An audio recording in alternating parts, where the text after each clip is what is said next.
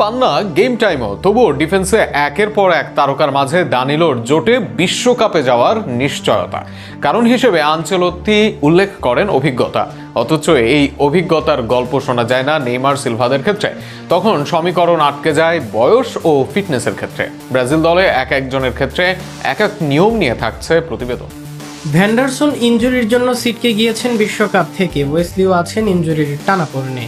স্বাভাবিকভাবেই রাইট ব্যাকে সেরা অপশন নিয়ে যেতে পারবে না ব্রাজিল দল, কিন্তু তাই বলে ব্রাজিলের স্কোয়াডে এমন একজন যাবেন যিনি একের পর এক ম্যাচে থাকবেন বেঞ্চে বসে।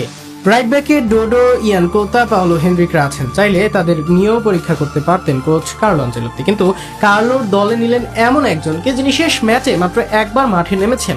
এমনকি ব্রাজিলের লিগা সিরিয়াতে এর ক্লাবে খেলার পরেও তার মেলে না গেম টাইম।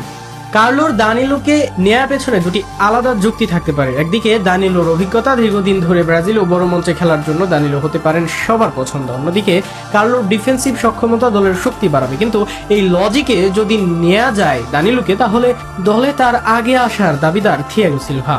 41 বছর বয়সী সিলভা শুধু খেলছেন না, নিয়মিত পারফর্ম করছেন। এমনকি 34-এ এসে যেখানে ব্রাজিল লিগে জায়গা পান না দানিলো, সেই ব্রাজিল লিগ থেকে 41 বছর বয়সী সিলভা খেলতে যান পর্তুগিজ লিগের সেরা ক্লাবে।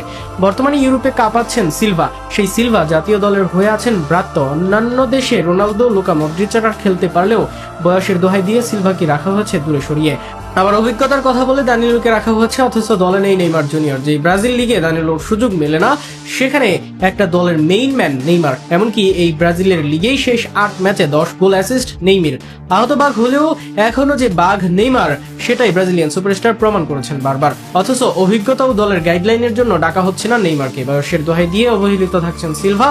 এদের ক্ষেত্রে বলা হয় এদের চেয়ে ভালো তরুণ পারফর্মার আছে, কিন্তু আবার এই নিয়ম খাটে না দানিলোর বেলায়। তরুণ অনেক রাইট ব্যাক ভালো করলেও দানিলোই টিকে যান ব্রাজিল দলে। এ যেন একজনের ক্ষেত্রে এক রীতি কার্লো আনচেলত্তির। বিশ্বকাপের আগে কার্লোর একরকম দ্বিমুখী নীতি ব্রাজিল ভক্তদের শঙ্কিত করছে। এমন নীতি নিয়ে শেষ পর্যন্ত বিশ্বকাপ জয় হবে কিনা, সেটাই এখন বড় প্রশ্ন ব্রাজিল ভক্তদের।